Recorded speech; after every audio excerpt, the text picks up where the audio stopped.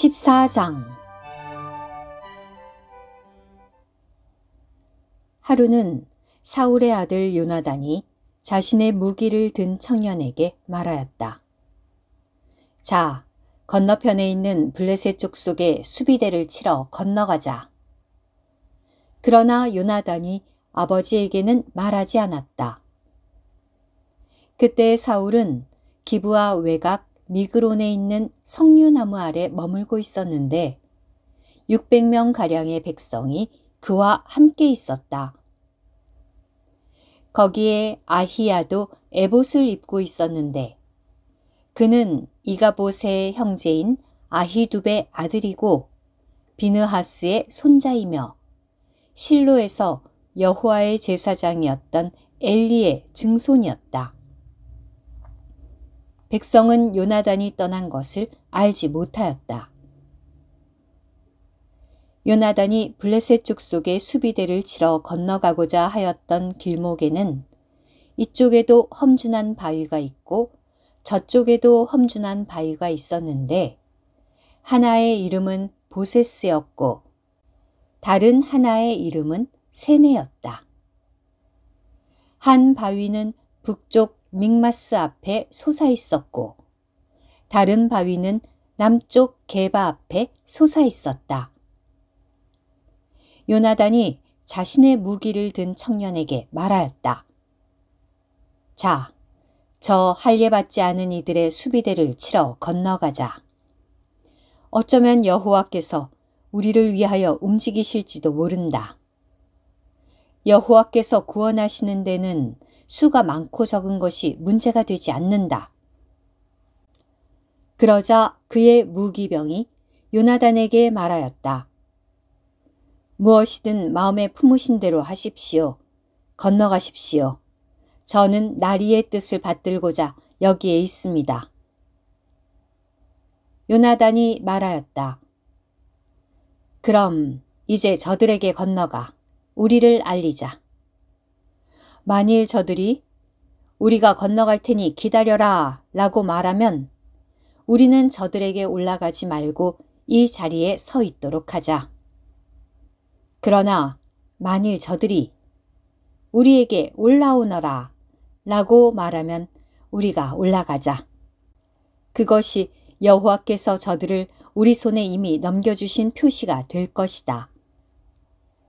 그리하여 그들이 블레셋 족속의 수비대의 모습을 드러내자 블레셋 족속이 말하였다.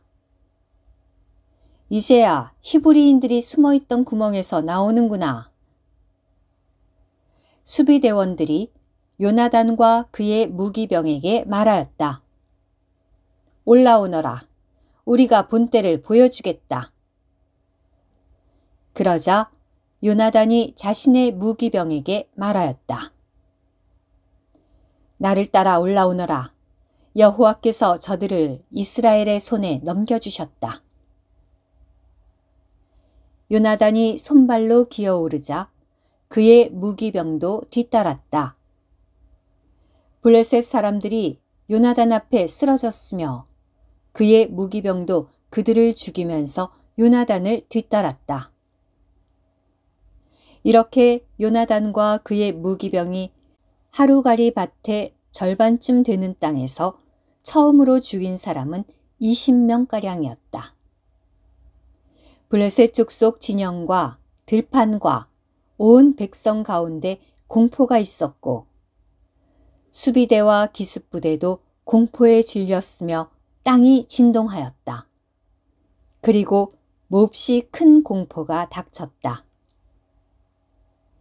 베냐민의 기브아에 있던 사울의 파수꾼이 보니 무리가 뿔뿔이 흩어지며 우왕좌왕하고 있었다. 그래서 사울이 자신과 함께하던 백성에게 점호할 것을 명하여 그들 가운데서 누가 나갔는지 알아보라고 하였다. 그들이 점호하여 보니 요나단과 그의 무기병이 없었다. 그러자 사울이 아히야에게 말하였다. 하나님의 궤를 이리로 가져오시오. 당시에는 하나님의 궤가 이스라엘 자손과 함께 있었다. 사울이 제사장에게 말하는 사이에 블레셋 족속 진영은 점점 더 소란스러워졌다. 그러자 사울이 제사장에게 그대의 손을 거두시오 라고 말하였다. 그리고 사울과 그를 따르는 온 백성은 함께 모여 싸우러 나갔다. 블레셋 족속은 동료들끼리 서로 칼로 죽이면서 큰 혼란에 휩싸였다. 전에 블레셋 족속과 함께하였으며 그들과 함께 진영 사방에 올라와 있던 히브리인들도 돌이켜 사울과 요나단과 함께하는 이스라엘 사람들의 편이 되었다. 게다가 에브라임 산지에 숨어 있던 모든 이스라엘 사람도 블레셋 족속이 도망친다는 소식을 듣고는 전투에 참여하여 블레셋 족속을 바짝 뒤쫓았다. 그날 여호와는 이렇게 이스라엘을 구원하셨고 전투는 베다웬 너머까지 번졌다. 그날 이스라엘 사람들이 고통을 당하였는데 왜냐하면 사울이 내가 원수들에게 다 복수하는 저녁이 되기 전에 음식을 조금이라도 먹는 사람은 저주를 받을 것이요 라고 말하며 백성에게 맹세시켰기 때문이다. 그래서 백성 가운데 그 누구도 음식을 맛조차 보지 못했다. 그때 그 땅의 모든 사람이 벌집을 발견하였는데 지면에까지 꿀이 있었다. 백성이 벌집에 다가가 보니 꿀이 흘러나오고 있었다. 그러나 그 맹세를 두려워하여 아무도 자기 손을 입에 대지 않았다. 오늘 큐티. 블레셋에 대한 요나단의 승리에서 우리는 결정적인 두 가지 원칙을 보아야 합니다. 그 하나는 주님께서 그들을 블레셋의 손에서 구하시리라는 믿음이요. 또 하나는 그와 그의 무기병과의 동심합의입니다. 요나단은 주님을 의지하고 블레셋의 부대 쪽으로 건너가기로 결정했습니다. 또한 우리는 여기서 그가 하는 모든 일에서 그와 동심합의된 그의 무기병의 자세를 주목할 필요가 있습니다. 그는 요나단에게 이렇게 말했습니다. 무엇이든 마음에 품으신 대로 하십시오. 건너가십시오.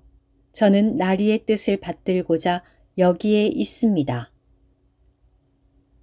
이 두 가지 원칙이 교회 안에서 우리의 영적 생활을 통제해야 합니다. 첫째, 우리는 겸손한 상태에서 주님을 의지하고 신뢰할 때만 승리할 수 있습니다. 승리는 우리의 능력이나 노력에 따른 것이 아닙니다. 둘째, 교회가 승리를 체험하려면 모든 성도들 간의 동심합의와 질서 유지가 필요합니다. 많은 경우 교회가 수동적인 상태로 정체하고 있음을 느끼게 될 때 그것은 성도들 간의 동심합의가 부족하기 때문입니다. 교회의 축복은 하나됨에 있고 개인의 축복은 겸손에 있습니다. 아멘.